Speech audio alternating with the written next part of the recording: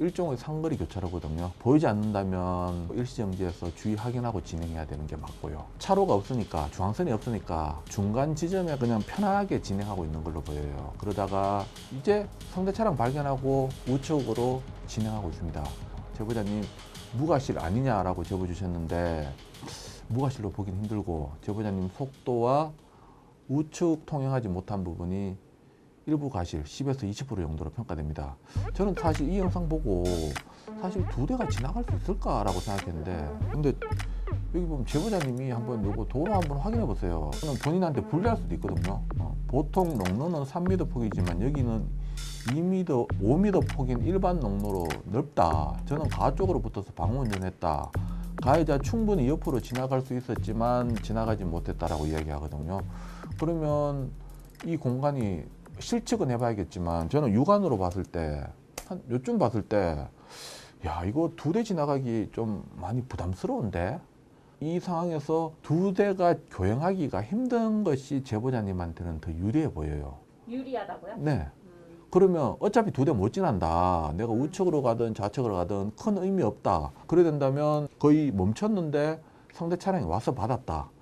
이렇게 간다면 제보자님 무과실 주장할 수도 있어요. 왜냐? 사고 나기 전까지 내 속도 빠른 거 맞다. 하지만 상대방 보고 나 속도 줄이고 상대 차량 보고 멈추기까지 했다. 그런데 상대 차량이 와서 날 받은 거다. 그러면 무과실 주장할 수 있습니다. 그리고 그렇게 판단받을 수도 있고요. 내가 더 빨리 멈췄다 하더라도 어차피 상대 차량 와서 부딪히는 건 똑같다. 나로서는 할 수 있는 게 없다. 후진해서 피할 수도 없다. 또 교행할 수 있는 것도 아니기 때문에 내가 여기 멈춘 거 어떻게 빠져나갈 곳도 없다. 피할 수도 없었다. 라는 부분을 주장해서 무과실을 한번 인정받아 보시길 바랍니다.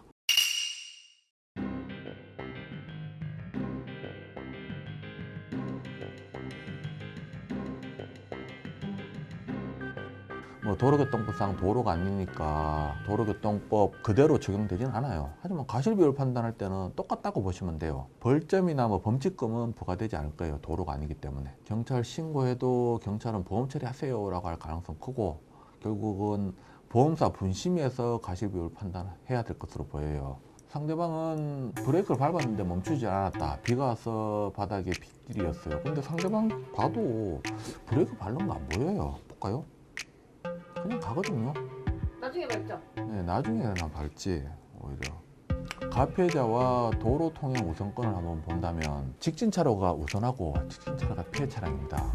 제보자 우회전 할 때는 직진 차량에 방해되지 않도록 우회전해야 되고, 또 이 주차된 차량 보이죠? 주차된 차량, 지금 주차 공간이 많은데 여기 주차했다. 그러면 불법 주정차에 준해 가지고 시야를 가렸기 때문에 일부 과실 10에서 20% 정도 줄 수도 있어 보여요. 하지만 보통 밤에 주차를 했는데 아침에 차량이 빠져나가 가지고 이와 같이 주차 공간이 생긴 거다라고 한다면 주차한 차량에게 책임 묻기는 좀 곤란할 수도 있어요.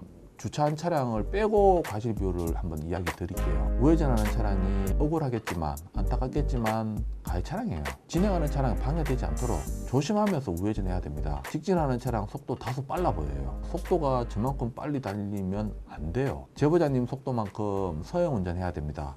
이런 부분 때문에 직진 차량에게도 상당한 과실이 주어질 것으로 보여요. 우회전할 때 일시정지하지 못했고, 또 직진 차량에 주의를 다하지 못한 제보자 차량 과실이 60에서 한 70% 정도 보이고, 자신의 우선권만 믿고 상당한 속력으로 속도도 줄이지 않고 그대로 진행한 상대 차량 과실이 30에서 한 40% 정도로 보입니다. 속도만 따진다면 제보자님이 억울해요. 맞아요. 하지만 우회전하는 차고 상대 차량이 직진차, 그 우선권을 따지니까 가피해자를 바꿀 정도까지는 안 됩니다. 속도가. 안타깝네요. 네, 이제 보험사에서도 그 정도 이야기할 것으로 보여요. 그 범위 내에서 과실 비율이 나오면 받아들이시고 수긍하시길 바랍니다.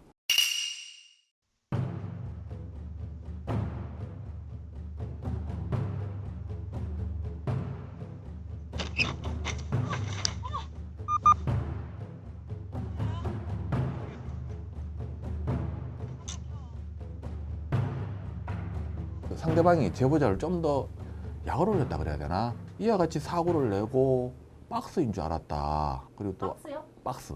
예, 박스. 박스인 줄 알았지 나는 사고 난지 몰랐다. 이렇게 말을 했답니다. 그러고 난 뒤에 또 잽싸게 병원에 입원했다고 해요. 병원 입원하는 것도 사실 자기가 가해자면 눈치를 봐야 돼요. 입원한다고 다 좋은 게 아니라 보험료 할증되면 자신한테 더 불리할 겁니다. 왜 그랬는지 잘 모르겠습니다. 보통 가해자라고 생각하시는 순간부터 병원비 아끼거든요. 아파서 잘 안 가시는 분도 많아요. 이 건에 대해서 제보자 측 보험사에서 처음에 무과실 주장을 해줬대요. 그리고 상대방은 6대4를 주장하다가 그래 또 무과실은 아니고 20% 과실이 있다. 8대2 주장하고 있답니다. 함유도로는 차가 합류하라고 만들어진 도로입니다. 그렇기 때문에 무과실로는 판단되지 않고 주도로 차량이 우선권이 있다 하더라도 일부 과실이 주어집니다. 그러니까 합류하는 차량이 우선권을 무시하고 양보해야 되는데도 그대로 진행한다. 그럼 내가 우선권이 있으니까 가도 되지 라고 갔다가는 일부 과실 잡힐 수 있어요. 억울하더라도 가까를 따진다면 을이 그냥 나온다 하더라도 참으세요.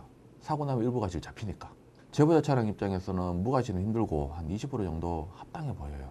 10% 무과실 인정받자고 뭐 소송하고 분신이 판단 해봐야 바뀔 거 없을 것 같아요. 죄송하지만.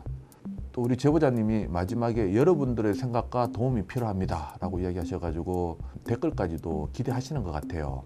물론 제가 이야기 드린 거하고 또 다른 의견이 있다면 댓글 좀 부탁드릴게요. 저 너무 욕하지 마시고요.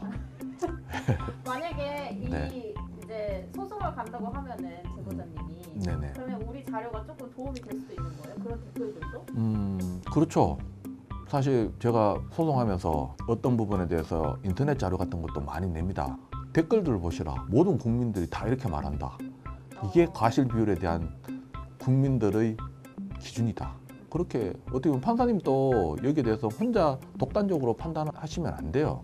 객관성과 공정성을 담보한다는 말 이전에 누구라도 납득할 수 있는 판결을 내려야 되거든요. 제가 주제 넘게 간섭하는 건 아니지만 어떻게 생각하는가 한번 들어보고 아 이렇게도 생각할 수도 있구나, 아 저렇게도 생각할 수도 있구나, 그렇게 취합해가지고 판단해야 되는 게 판사님 몫이라고 생각해요. 의견을 모아가지고 결정을 해야 되는 게 맞지 않나 하는 생각이 들거든요. 그렇다면 댓글이 많으면 어떻게 본다면 큰 도움이 될 것으로 보여요. 좀 현명하고 뭐 매의 눈을 가진 댓글도 한번 기대해 보겠습니다. 놓친 거 좀 잡아주세요. 그러면 완벽한 어떤 자문이 되지 않을까 하는 생각이 들어요.